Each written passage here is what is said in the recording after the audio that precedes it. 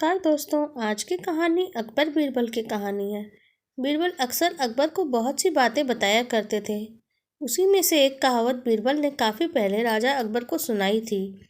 एक दिन दोपहर में राजा अकबर अपने दरबार में बैठे थे कि अचानक उन्हें बीरबल की बताई वो बात याद आ गई। बीरबल ने उन्हें एक कहावत सुनाई थी, खा कर लेट जा और मार खाकर भाग जा। ये एक सयाने मनुष्य की निशानी होती है। राजा ने सोचा, अभी दोपहर का समय है, जरूर बीरबल खाने के बाद लेटने की तैयारी में होगा। क्यों न आज उसकी बात को गलत साबित किया जाए। यह सोच के उन्होंने एक सेवक को सारी बात समझाई और आदेश दिया कि बीरबल को इसी वक्त फौरन दरबार में उपस्थित होने का संदेश भेजा जाए। सेवक राजा का आदेश लेकर बीरबल के पास पहुंचा और बीरबल अभी खाना खाकर बैठे ही थे। बीरबल वो आदेश सुनते ही राजा की मंशा समझ गए। उन्होंने सेवक से कहा, तुम थोड़ी देर रुको, मैं कपड़े बदल के तुम्हारे साथ ही चलता हूँ। बीरबल ने अपने लिए एक चुस्त तंग पैजामा चुना। पैजामा चुस्त था तो उसे पहनने के लिए उन्हें बिस्तर पर लेटना पड़ा।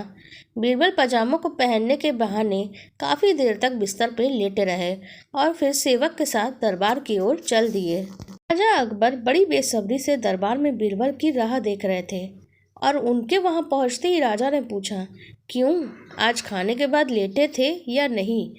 बीरबल बोले, जी महाराज, जरूर लेटा था। यह सुनकर राजा को बहुत गुस्सा आया और क्रोधित स्वर में उन्होंने बीरबल से पूछा, इसका मतलब यह है कि तुमने मेरे आदेश की अवहेलना की, मेरा अपमान किया। तुम उसी समय मेरे सामने उपस्थित क्यों नहीं हुए? इसके लिए मैं तुम्हें सजा दूंगा।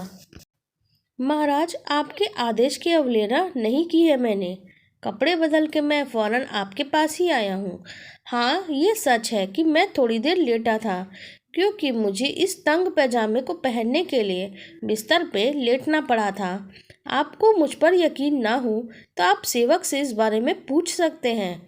बीरबल ने मुस्कुराते हुए सहज भाव से कहा।